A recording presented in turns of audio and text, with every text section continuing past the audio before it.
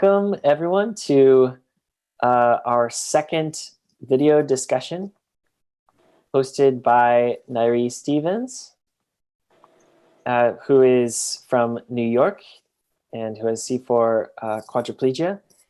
She's an artist and community advocate, and she's going to be hosting tonight's discussion in honor of Women's History Month, and we're going to be talking about how we can better appreciate the strength of women within the disabled community.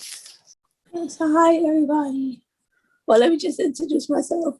My name is Nyree. I'm 30 years old. I'm a quadriplegic, level 3 floor. C4. And I've been injured for about 11 years. And about 3 years ago, I became a mouth painter.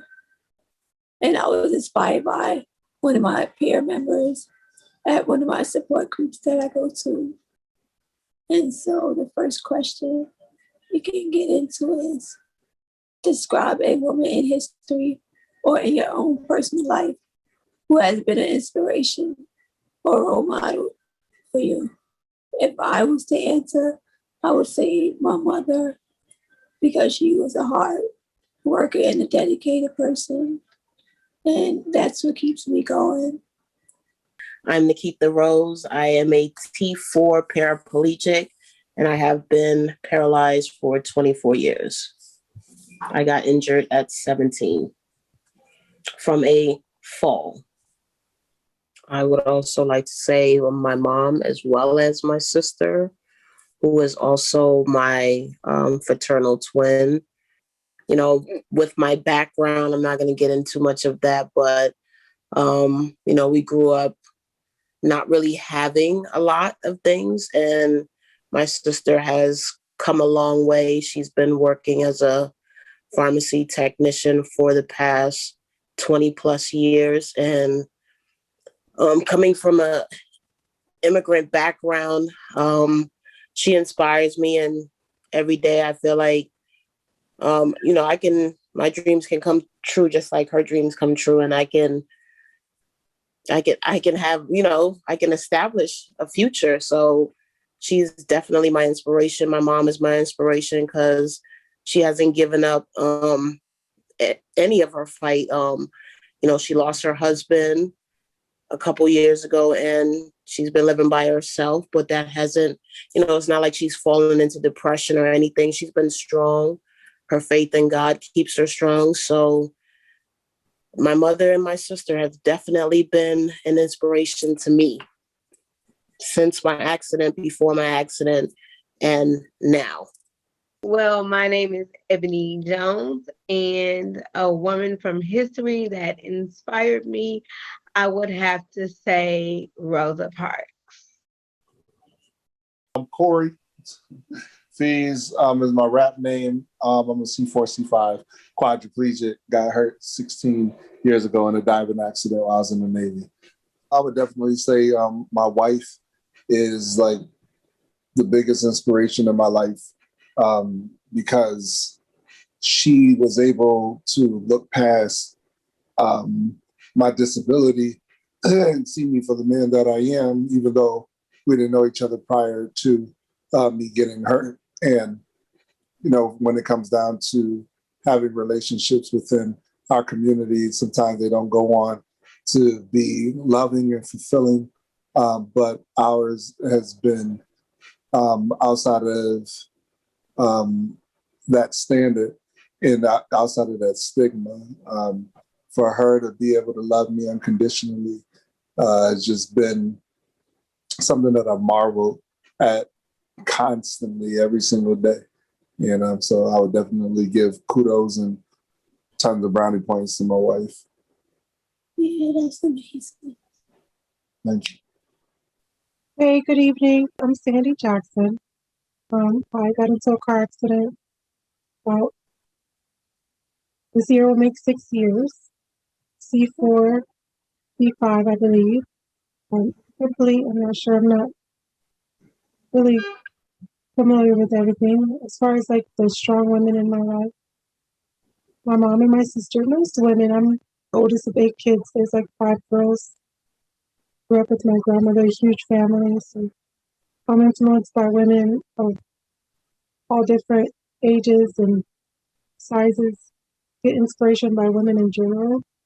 Feel like we have that extra backbone strength that men don't have, especially because we deal with so many hormonal issues and having to have children and to raise your child. And sometimes the men in our society who are not privy to having a structured mom and dad lifestyle. So I'm really proud of women in general, especially Black women, because I relate to Black women the most. So Maya Angelou is one of my biggest inspirations. She, when I was in 6th grade, I did a report on her, and she's the one who catapulted me into poetry, writing, and wanting to expose my art and my, the skills that God has bestowed upon me as far as my intellect, the things that I've learned over the years, the unfortunate events that I've suffered.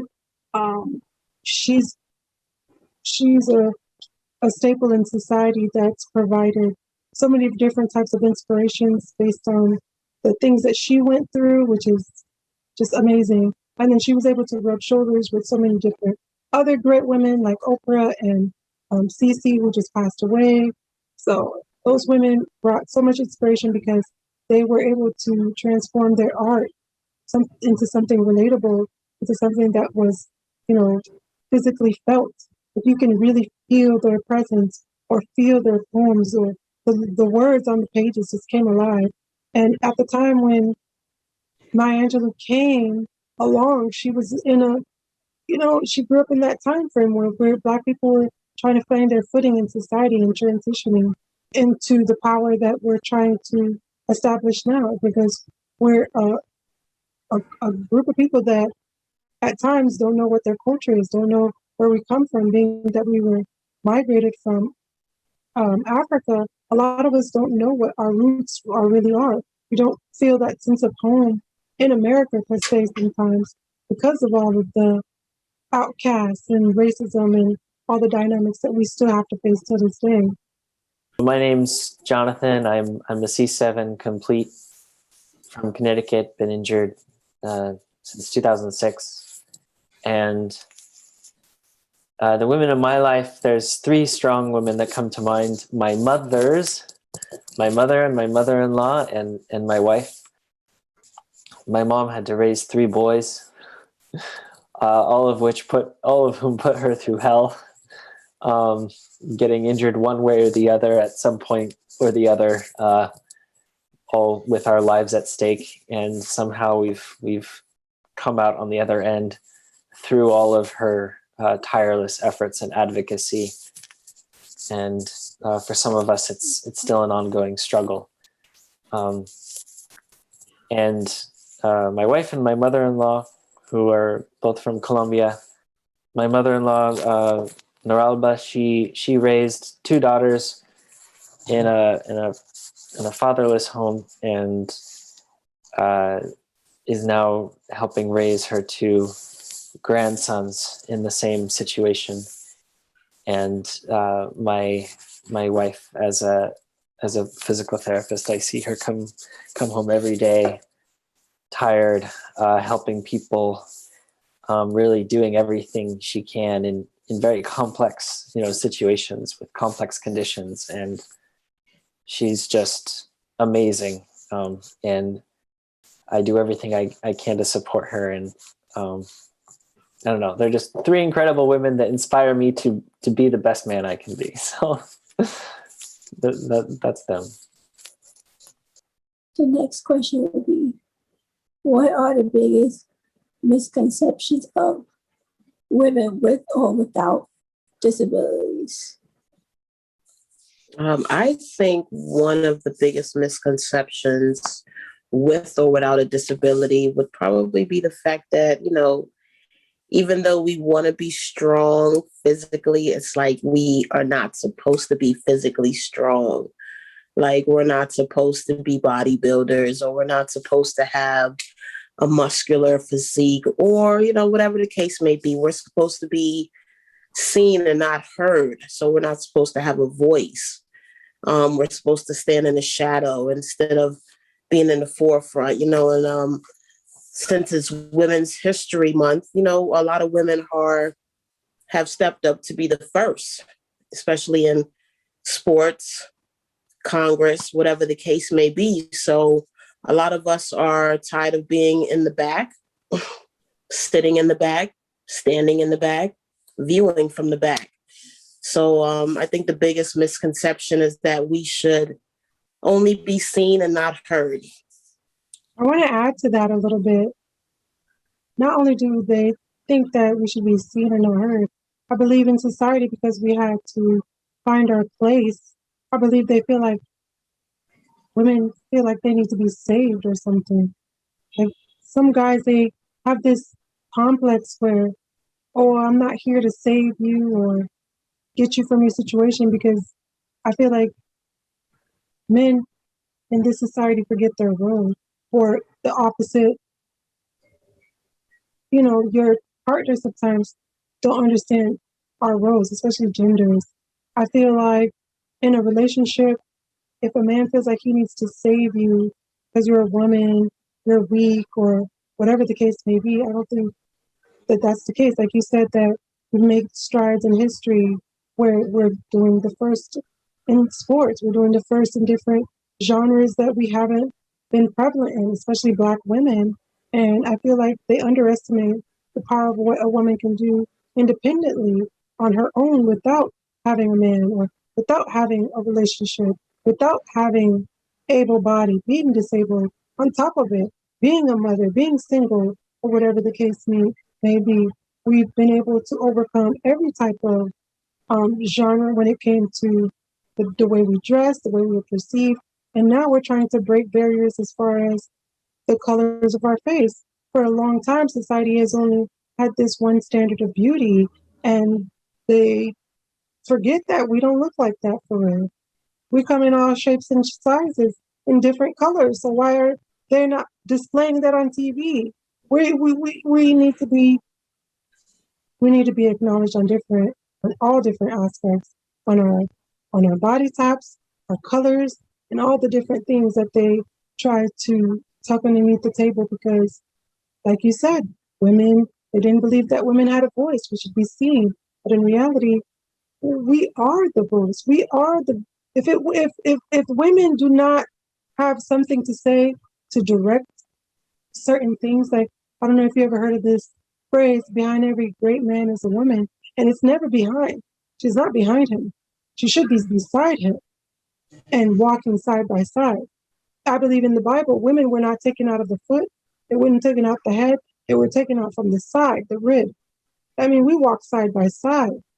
You understand? So we're not equal on certain things, but mentality-wise, I think that women are superior on so many different levels, only because we can procreate in a way that men cannot.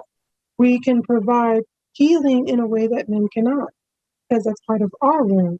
Our role is motherly, mother nature. We're more in tune with certain things because that's what our role is. We bring a sense of nurturement and acknowledgement to society that men take for granted. If it wasn't for the softness of women, the ability to step aside from the hardness of life and bring it all together and be like, you know what, Adam, maybe you should take a bite of this reality. I know it's gonna suck, but I got it all by myself. And God told you, He didn't tell me. You were supposed to deliver it. So now you got to be on the same page with me. So the moment that he realized she knew something that he didn't, he bit that apple so quick. Then in reality, it was just acknowledging that we are nothing without God. He put us here. He realized that we don't know why our heart beats. We don't know why the sun goes up. We don't know what the hell is going on with all this different chaos in the world. Trying to put two together when we didn't put ourselves here. We know that creation screams creator. We know something is off, but we keep asking the wrong questions. And I feel like everything was done. When the Bible says everything was done, then He created woman. It means we were a gift to the world. He said the world was good after 6 days. Then he needed something extra. So he designed women. So this is complete. So I feel like we are a gift to society. I feel like women are staples and should be not pedophisized, like put on a pedestal or anything, but we are undervalued. Instead of sexualized, we should be honored to the fact that we struggle in a certain type of way that men would never understand. Because of those types of struggles, we should be honored. Not that we're the weaker sex, but we provide something that men could never provide for themselves or society in general. I think that goes into within not only society, but in relationships, understanding and recognizing each other's roles. As you said, that both women have a role and men have a role in the relationship, but collectively together, it's a partnership. And I don't look at my wife and say, well, I'm the head and you're the tail, so therefore everything needs to go through me. But she also recognizes that she doesn't need to be subservient or subject to me, that she is my helpmeet, that when we work on, like, I believe that marriage was designed so that the two shall become one. They come together and they work on the problems equally. And the conversation has to go both ways. It can't be a one-sided street. And that way, you're able to respect those differences. Some people don't like the idea of within your relationship having roles, but there are roles. My wife is very much the nurturer. And the reason why I know that's true is because I could be in the living room or by the counter, by the refrigerator. My kids will walk right past me and say, Mommy, can I have a snack? Because they know that she's the softer, gentler person. Me, I'm just like, yo, you already had one, get something healthy. And then they're like, gosh, here you go. But they need both because it's a balance that we have within that partnership. And just going back to the question is, you know, as far as what one of the biggest, I think, misconceptions with women, and it kind of like ties in with roles. My wife did something tremendous in marrying me. She had to alter her life, right? So here it is. I'm kind of like in the mindset of this is one of the biggest ordeals and changes I've ever gone through. Now she has to come on board and essentially die to herself and her needs and her wants and her desires to meet me where I'm at, and vice versa. I have to let go of my injury and meet her where she's at to bring her on board.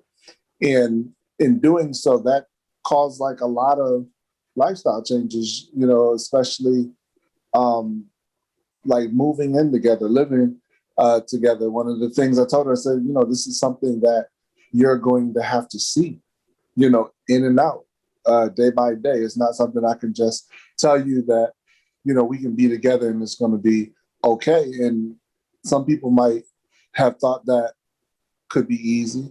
But for me, I knew that there was a challenge and she accepted that challenge. And I know it's because of that,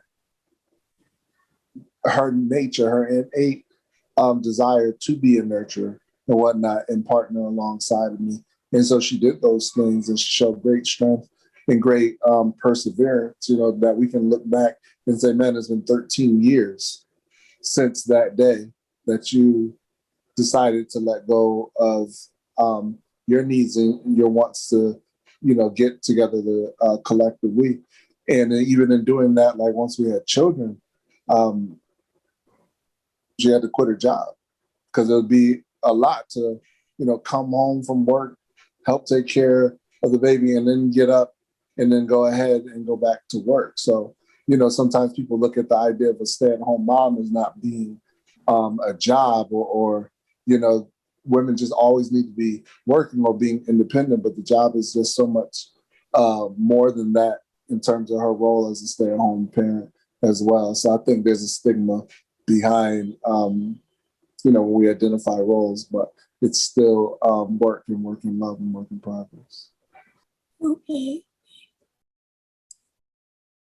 Anybody else? On a couple of occasions, when my wife and I, meet new people, or if we're out shopping or something like that, and the representative will come over and, start talking, trying to get to know us. Someone will make some comment like, when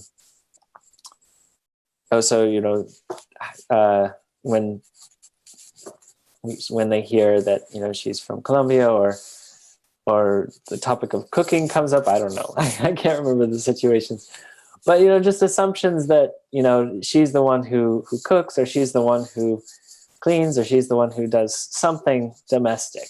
And, I really try my best to make it an equal partnership, as Corey was describing, because that's what it should be. That's what I want. That's the kind of man and husband I want to be. But I'm constantly running into these, occasional comments that assume the opposite. And, I just have to push back and say, no, actually, I love cooking, or, I do the laundry too. I do all these things. I do all these domestic tasks, or at least the ones I physically can, as much as I can. So those misconceptions are still out there, and I don't know. I just want to do what I can to push back against them. But it should be an equal thing. If it is a relationship, it makes it easy on both people. Nobody feeling like they're, doing more than the other, especially in a relationship, as in ours in the disabled community. Yeah, I agree. And I also wanted to say too that with relationships, we all have strengths and weaknesses. So someone is going to be stronger in one area than the other. So it's like you balance each other out, and to piggyback off something that Jonathan was saying about he liked to do the domestic stuff. Now, in my house, they swear, because I have cerebral palsy, that I don't cook, that I don't do none of that.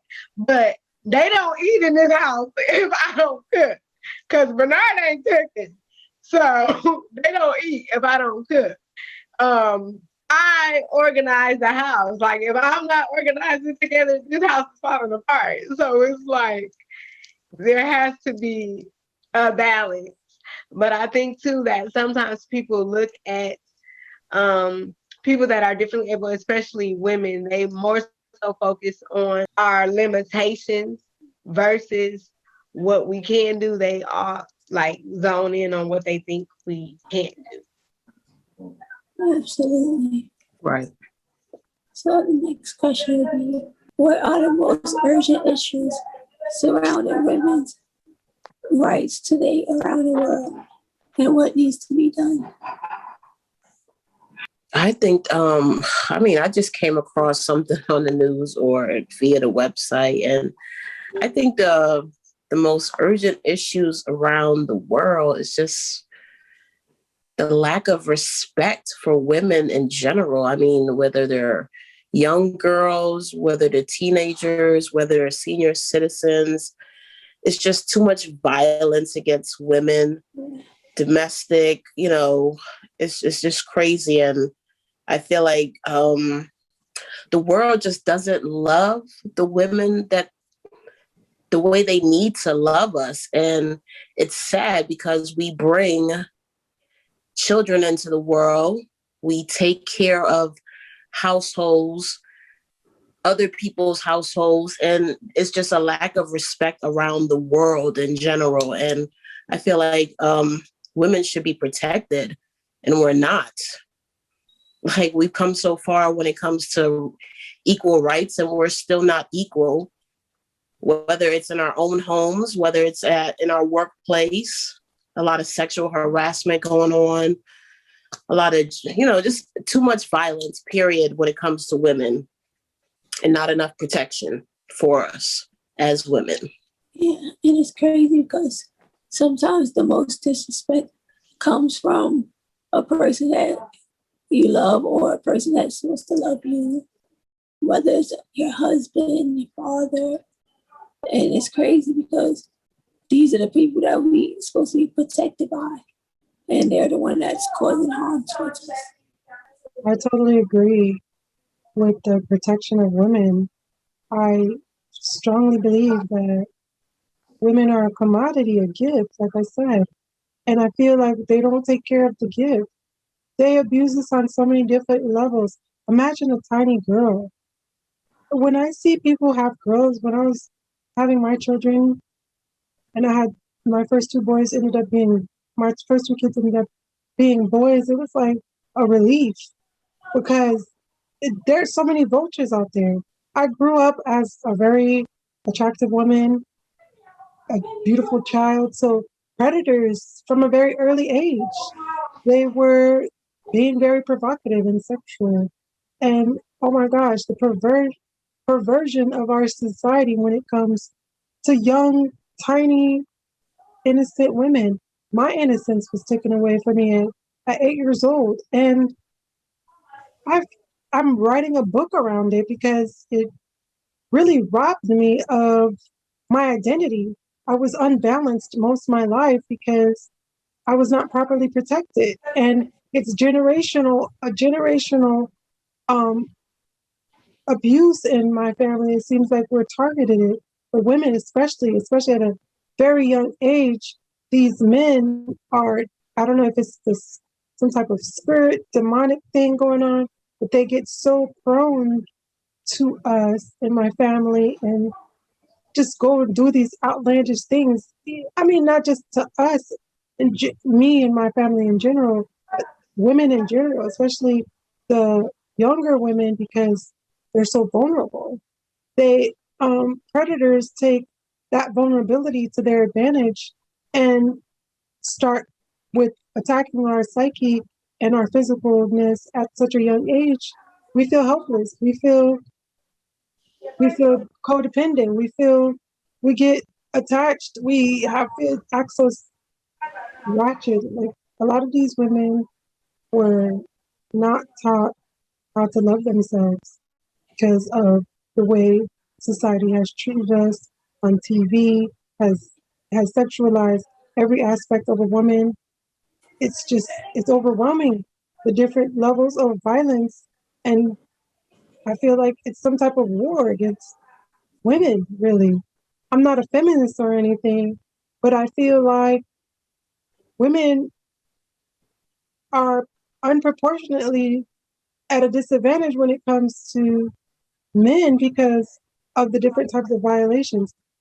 Don't get me wrong, men get violated as well. And men have their own levels of things that they have to deal with. Since we're talking about women, on the scale, I feel like we're not even on the same scale as the types of abuse that we deal with so much on a regular basis that goes underneath the table and make it seem like we're just so dramatic or we're this, we're that. I just hate that they try to shut us up when we try to open up and be like, this is not right. Something should be done about it.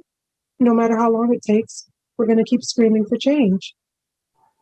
May I ask a question? And this is just, I want to get, this from a woman's perspective. Do you think we are in a culture that you feel as though there are women out there that are perpetuating the stigmas that so many of you have worked to get away from those stereotypes, the everything from like maybe music videos or the way that a woman is portrayed in a movie? Do you think there are women who kind of are causing your cause to kind of like move backwards instead of forward? Like I said before, I feel like because of the molding of our society, a lot of women are not taught what the proper way is. And because there is no instruction book on what the proper thing is, we shouldn't have to guard ourselves from people. We should be accepted on whatever, however we want to portray ourselves. If that's the person that we want to display, no matter how promiscuous or how provocative we may come off. But because we've warped everything to be so negative and so disgusting and violent at some points, that we're not able to show off our art, our true selves, and what makes us happy. I feel like we criticize the most important part of being human is that we're all individuals, but we need each other. We need to collaborate. We need unity. And as far as like how we portray ourselves, there is a right way and a wrong way to do certain things. But what is that for that person? Every person's moral code is different. So I can't compare what I think to what you think. If you're okay and I'm not okay with it because we're different creeds and stuff like that, I can't turn on the TV and be like, oh, look at her skimpy outfit. Look, she's inviting for predators. That's disgusting to say, because if that's what she feels she loves her skin that she's in, and she wants to flaunt it that way. Who am I to sexualize it? Instead of finding the beauty in it. There's beauty in every single thing. If you're looking for beauty, you'll find it. If you're looking for perversion, you will. If I could just piggyback off of Sandy, what she was saying is absolutely correct. I think, I think society looks at, if we're over sexual, that we're doing it to get attention. Some women are just sexual beings. Like, we're judged for everything that we do, from the way we wear our hair to the way we dress to the way we talk. And if we don't fit this type of standard, then we're labeled as this type of woman. Whereas on any given day, I can be a plethora of people because I adapt to my situation. But society makes a woman feel like if you're not this, then you won't be accepted. And if you are this, you're going to be accepted as this way. It's like we can't win for losers. Absolutely. Just to add what she was saying about being different people, I think we go through different seasons in our lives, and we feel like different parts of ourselves. Like sometimes when I was on my 2 feet, I would feel very tomboyish and wear baggy clothing and dicky clothes. In fact, all throughout high school, I used to do that. But then there's a season in my life where I want to flaunt my body, flaunt my hair. Then I was a hairstylist. So every hairstyle, I transformed a little bit, depending on what I got my hair looking like. If I felt like Valley Girl, I'm going to put on my Valley outfit and be Valley for whatever. And I don't necessarily think that's changing my personality or whatever. But if that's what's shining from within, and that's the season that I'm in, I guess that's what I was to do. Especially we growing, every experience that we go through provides a different type of phase of your life and aspect of yourself that you may not even know was a part of you. And so therefore we can't be judged for being human, for being, trying to explore. I mean, why should we be put in a box because somebody doesn't agree with us? If I know there's things that we believe that might cause other people to stumble or other people to judge you. And that's all well and dandy. It's when they condemn you and try to throw rocks at you for being who you are is when it's a problem. It doesn't make sense for you to sit there and watch TV and criticize somebody and you're not projecting your best self. Everybody has flaws. Everybody's messed up in some kind of way. We need each other to piggyback and be able to reinforce the fact that we're doing this together. We were born alone and we'll die alone, but we're doing this experience, this life together, because God said man should not be alone. In the news, just to bring it back to the global scale of things, I mean, it's it's hard to imagine that in some countries it's still, not legal or allowable for women to drive or to go to school or to work. People are getting killed around the world just working outside their home. And even in the US, we still haven't passed an equal pay law that guarantees women and men get paid equally for the same job.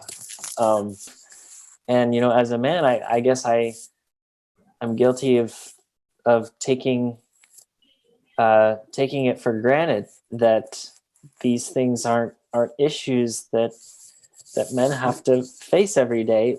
But we are so far still from getting that equality. I want to add to what you were saying about the stats on women. It's so unbearable and unbelievable, like you said, that I just have to step away from it and do what I can do. Because sometimes, as a caring humanitarian, at times, you look at the imbalances in the world, and it could overwhelm you really quickly if you look at the disparities between when it comes to the pay, when it comes to different countries that treat women like dirt. It's unbelievable that these are the women that help push these men out, help push out most of society. At the end of the day, I feel like we can only do one person at a time, especially the person in the mirror when it comes to women. One of the main things that I always try to advocate when it comes to talking to women about loving themselves is you're going to struggle, but it depends on you getting back up and realizing that you've made it 100% this far. You understand every obstacle you've ever had in your life, you made it through, and you'll continue to make it through until your last breath. So worrying about certain things sometimes becomes redundant because, like I said before, we didn't put ourselves here, but we can make it better by treating the person in the mirror better and the people around us better. Love thyself, love God, and others. Okay, next question would be, what can we do to better appreciate the strength of women within the disabled community? I feel like we can uplift them more, and not judge them by their appearance, support them in anything that they want to do. Yeah, I feel like in every community, whether it's the disabled community or the able-bodied community or the deaf community or the autistic community, I feel like we should just love one another, teach one another, learn from one another, and help one another grow in a positive manner.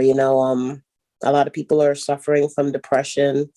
I don't know if it's due to COVID. I don't know if it's just due to isolation. I don't know if it's due to social distancing, but people are just not all together mentally. And it's 9 times out of 10, it's not even the disabled community that's falling apart. So I feel like we as a whole, as humanity, as humans, should just want to do what's best to uplift each other anyway, whether we're disabled or not.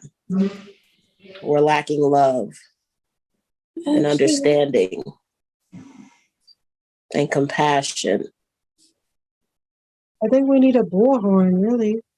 Since I'm writing a book, I'm exposing myself on different levels. I'm screaming it at people if I need to. Shake it, wake up, you guys. Love us, we need it. We're dying. I mean, that's all I could say. When people come in, I make it a big deal to make them think out of the box. And people get confused by me because I approach things differently. I try to adapt to my situations as much as I can. But regardless of how good it sounds on the outside, we judge each other. If you're my peer, I kind of want you to judge me. Iron sharpens iron. If you scratching my back and I'm scratching your back, I'm going to tell you, girl, you need to stop molesting yourself and allowing people to walk all over you. I am judging you at that point. What you're doing is bad. Stop. But I'm not going to go outside and do that to every single person. My peers is a different thing. Like I said earlier, judging is not a problem. It's condemning. Crucifying people is what's the problem. Already having the answers to the solutions when nobody really knows what to do. We are just in the dark, walking around, and some of us are brighter than others because we are connected to source. But other than that, there is no right way or wrong way to do things because there's consequences for everything if you don't have balance. The appreciation level goes within amongst us. We walk the walk and talk the talk. You love yourself, you look good, you treat yourself good, other people will treat you good. The chain reaction of love. You love yourself, you love the people around you, you give homage to God, and it'll slowly give a ripple effect. You may have to just plant seeds at this point because it's so hard to see the results for certain things because it's so rooted deep into ancestry, generational curses type thing, going from one culture to another and all these melting pots of different aspects and perspectives and religions and all this mumbo jumble of complication. But when you bullhorn yourself, you look at self in the mirror and you said, I love you, girl. You're the best.com. Let's do the damn thing. Use your skills and multiply. Then you'll be all right. It'll spread like wildfire amongst your community, amongst YouTube, amongst however platform that you decide to appreciate women and other, other beings of life. Because since I'm a humanitarian, I got something to say about everybody, including the animals and the flowers. So it's like we, as a society, the people that have power over the world, of the earth, and I'm talking, we don't take good care of each other. We know what to do. We know how to love, but we choose otherwise. We let our egos take over. We let our differences take over. We let things that don't matter take over when it's so beautiful to be together. And we know that because when like-minded people put their minds together, they're not only moving mountains, they're shifting the world. The ozone layer is getting better. The air feels better. Everything's just better. I think we need to recognize that there's value in everyone, disabled or not. I think when I look at people's jobs, like sometimes people feel like, well, I'm not doing this type of work or this type of job, or maybe I'm the lowest man or woman on a totem pole in this particular career field, that you're not important. And I look at it like, no, everybody's role is important. Take, for instance, the events that took place at the Capitol back in January. The people that had to sit there and clean up all that filth were the people, the janitors, the people doing the custodial duties. Now, folks might look down upon that person and say, "Look, you're the bottom feeder. You're cleaning the toilets and whatnot," but somebody has to do it. And one of the contributing reasons why there's so much strife in the planet, just from a physical standpoint, is because of pollution and garbage and what have you. Yet there are people out there who dedicate their lives every single day into making this world cleaner and whatnot. And so I think everybody has to take a moment and recognize that we are all important. We are all God's creation, and in his creation, it is a mix. It is a variety, and not everybody is meant to do something so great that they get a lot of recognition on it. Some people are doing things underhanded and causing those ripple effects, like you spoke about. And I think that's important. Sometimes it's cool to be just a small pebble. That's fine, because that small pebble can make such a tremendous difference in the world. And just even if we narrow it down just to women with disabilities, like, just because you get injured don't mean like your beauty changes. Like people just attach physical attractiveness to just being on 2 feet and whatnot. And like I said, I'm married to an able-bodied woman, but I I can freely say I've seen plenty of women in wheelchairs. I'm like, she's dying. Like, she bad? Like, she cool? Like, you know what I mean? Like, what's the difference? You just assume that because she's in a chair that things are going to be different. Her personality doesn't change. In fact, she might be the one to enlighten you because she can see the world from two perspectives. She knows what it's like to be able-bodied prior to, and she knows what it's like to kind of be pushed to the sideline, yet she's still persevering. And I think that's important to recognize that regardless of your physical capability, there are so many people I can name. Harriet Tubman, she had a disability, yet she led people to freedom. Helen Keller was a great activist in her community. There's like so many women with, whether it's a physical defect, end quote, or something mentally that's going on that you can't even see, but making powerful strides. And that needs to be elevated more. I wanted to add to something that you said about the small things. Before, when I was paralyzed, I'm the type of person I'm worried about the bigger picture. But now that I'm paralyzed, I have to worry about the little things. All the little things matter because the little things make the bigger picture. The little jobs, the tiny little things make the bigger wave. It's the small little splashes that bring about the huge connections. Because like you said, people might think something is really minute, but in reality, it matters because without it, other stuff will fall apart. It's a ripple effect if one thing is off.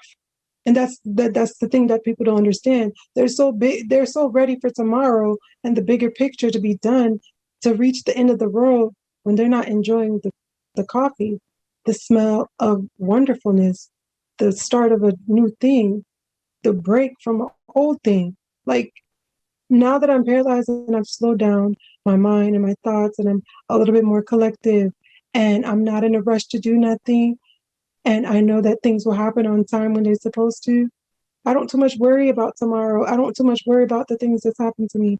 I try to look at the bigger picture and realize that the little things is what matters the most.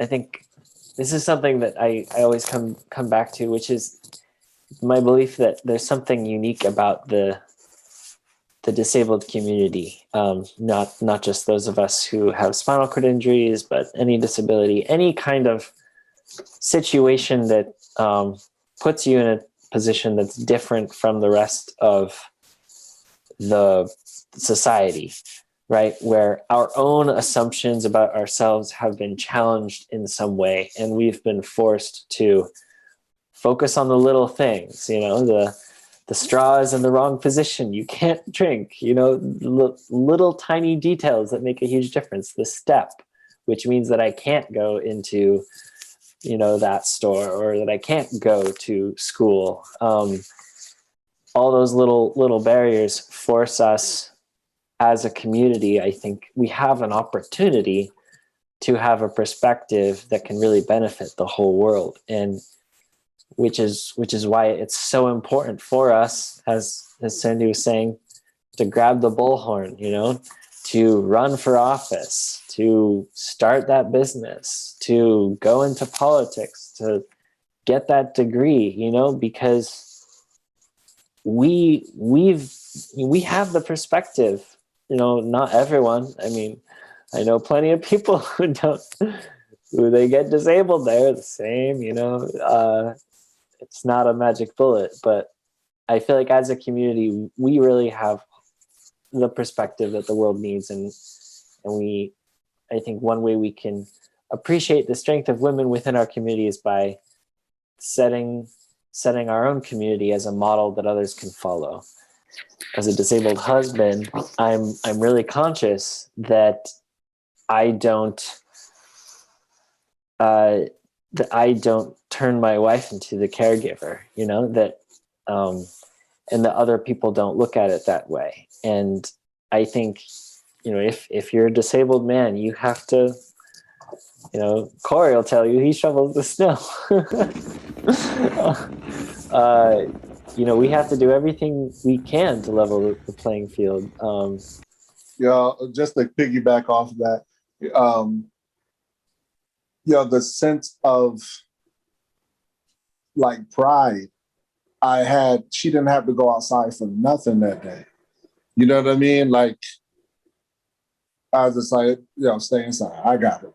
I'm good. You know what I mean? And like you said, and for me, that's the thing. Like, there are a lot of people, and I think many of the women in this group have kind of made mention of it. Like, dudes be like slacking, like able-bodied men, just like just being like real reckless and irresponsible, and you're asking her to shoulder, taking care of the children, to prepare a meal. In the expectation is just sometimes unrealistic.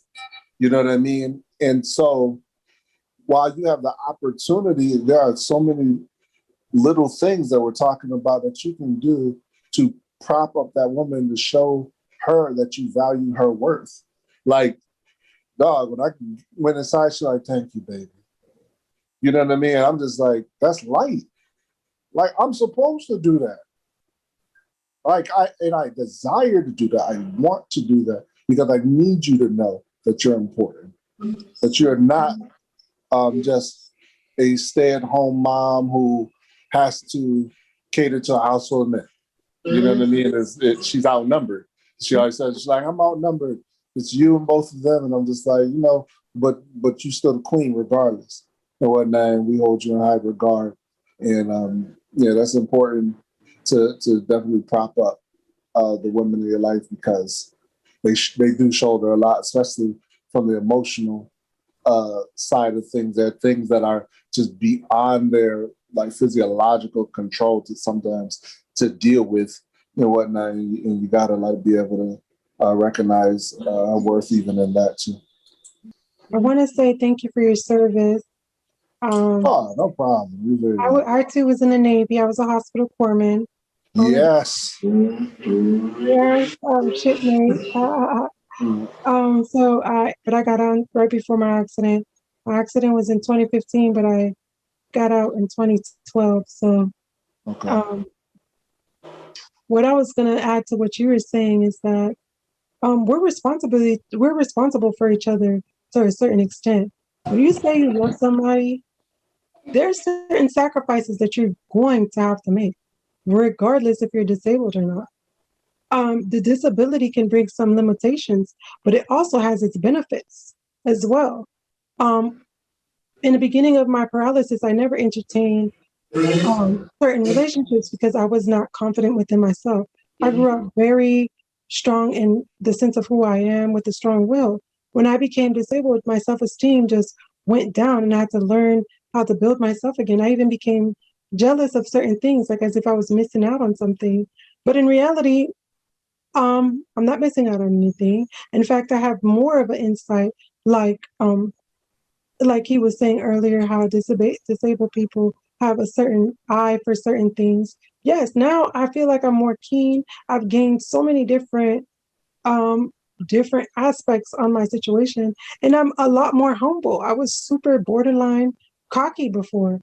Now I can be cocky on certain things, but then I have to be aware that eyes are on me, and people can take advantage of me. I no longer have that one up anymore.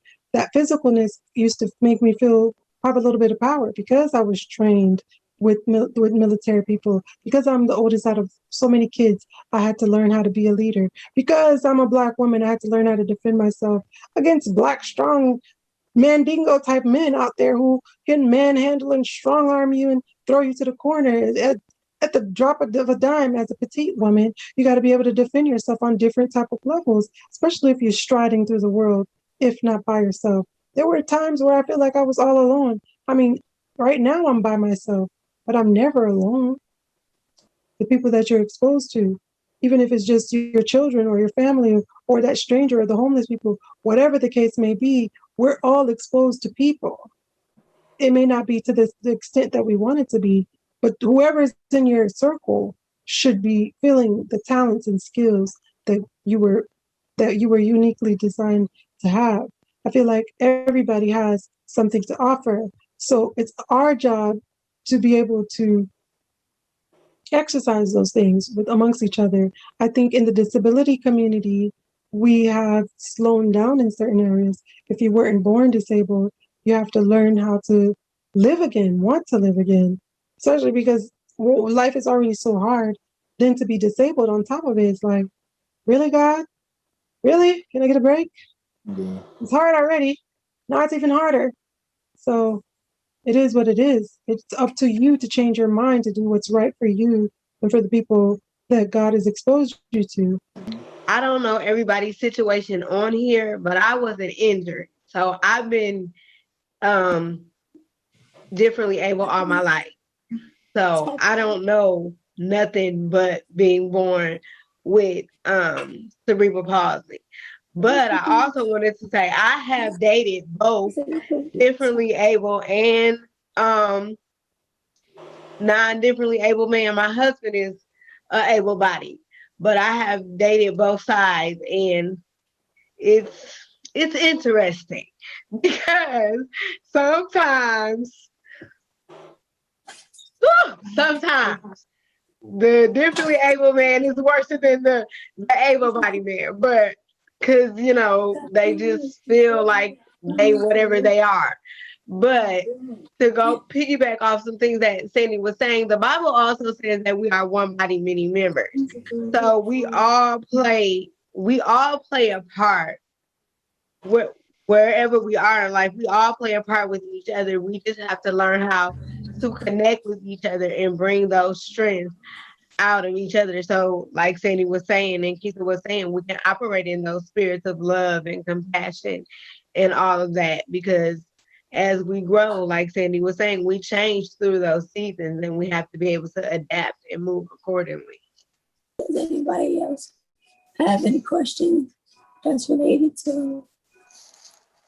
I know someone had submitted a question regarding, where would one start about women's, I'm guessing this was about women's safety, but on top of that, if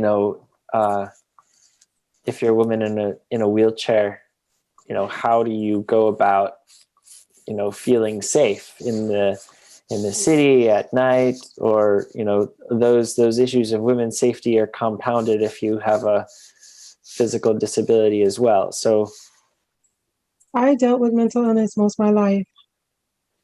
And now that I'm disabled, the level of disrespect that I get because of the things that I've experienced in the past, and now that I'm at a disadvantage and limitations on certain things, people undermine me, and I have to constantly guard my heart, my soul, my spirit, because people are not only trying to steal my joy, but they don't understand my sense of peace. Like, you're not doing so good. You're physically, I can see you're suffering from the outside. Why are you still happy? They act as if, like, people are still managing to be jealous because of the state of mind. Like, people can find the smallest things to hate on you for, and it's crazy. It's like, really? We're doing all of this together, and I get it. I might be physically paralyzed, and there's other people out there that are mentally, emotionally, and all different spiritually paralyzed. And then right now, like, I'm so, I don't want to say paranoid, but I'm a little like on edge with every single person. Like, I don't know what their intentions are, as far as like when certain people say they want to help me, or when people say they're going to help me and they don't, or the neglect that I get from my family and friends. It's like, I have to constantly put a guard on my heart and realize, yes, life is not only happening to me, it's happening to everybody else. So I have to give them enough room to be human and let them to make their mistakes and forgive and let go. Not forget, because I'm not going to let you do it again. That's just me right now. Was that question more pertaining to, like, how can you physically protect yourself, like if you're going into certain public settings, or is it more about how can you guard your mind and guard your heart? Before you answer that, I want to say to my shipmate, thank you for your service as well. I was a machinist mate on the Roosevelt, so it's dope to reconnect with somebody that was in the service. So thank you for your service. I was on the Comfort. Right. Comfort. I like that. I think it was about physical safety, but Sandy just took it to another level. But yeah, the physical question is Yeah, I think more like as we advocate for that. I think the way you physically can protect yourself is you just kind of got to be realistic about your limitations of what you can and cannot do and how you think you're going to perform. And if I'll be the first one to tell you, I put my chair on 5 and ain't nothing but space and opportunity after that. You know what I mean? So if I'm a golf fighting, you know what I mean, there's 630 pounds between the chair and my weight. So I'm not getting moved easily. I'm going to let you know that straight out the bat. But I think to the broader point is, I think you got to self-advocate for yourself. You got to let people know, look, and don't let the disability fool you. I'm not easy pickings. You may think this is an easy target and whatnot, but I mean, you may be able to take something materialistic from me, but you're not going to take my mind. You're not going to take my heart and what have you. I can stand up for those. I can protect those. I can guard those with every fiber of my being and what have you. But as far as physically, you just got to be realistic about what you're going to be willing to tolerate, I guess. But that is obviously a challenge when it comes down to if somebody was to try to rob you or something like that. Just can do little small things. Get an alarm system. I feel like with the protection part, especially in New York City, where a lot of things, happen for some of the accessible cabs, just like some of the Ubers have the little button on the door. I think they should have it in the back as well, because some of these drivers are not wrapped too tight. And, nowadays you just never know who you're going to come across, whether it's a cab driver or even an accessorized person. You just never know. So you always got to be precautious, especially people that are disabled, because a lot of people prey on us, which is a bad thing, but people don't care nowadays. I have a certain type of support system when certain things happen physically to provide protection for me. And then being that I live alone, I have cameras, I have emergency precautions. I don't live alone per se. I'm attached to a house full of people. And if I have a quick emergency on some baby monitor stuff, they can watch me type stuff, because I like my quiet time and my independence. So therefore I live like this. And I have other little precautions here that I take as far as always recording and making sure that, okay, your verbal abuse right now is caught on camera and we can go over it so we can learn how to communicate with each other better, because I understand you're frustrated, but I'm not the one. I may not be able to jump over across the table to wring your neck, but I'm not going to put up with it. You need to get out, and I can find somebody else to help me. I can still be disagreeable. I can still get in discussions that I shouldn't be having. But one thing that I know I'm good at is when I see I'm in a heated discussion with somebody and I see we're not agreeing to disagree and we're not moving forward and it's the temperature is hotter than normal, I'll ask them, please, let's stop talking. Please walk away. And we can talk about this on a different platform, whether it's through a letter, because the face-to-face conversation and you're being in my space, you yelling and projecting and screaming and turning purple and looking like if you could, you would. Nah, bruh. As far as, protecting oneself, in the disabled community, I just feel like we have to be smart about the choices that we make when we want to, mingle. Some of us need to worry about the time of day, the surroundings, whatever the case may be. I'm not really too good on being around a crowded area of people, because I don't want to, it's hard for them to see me if I'm yay on the ground and, everything is butt level.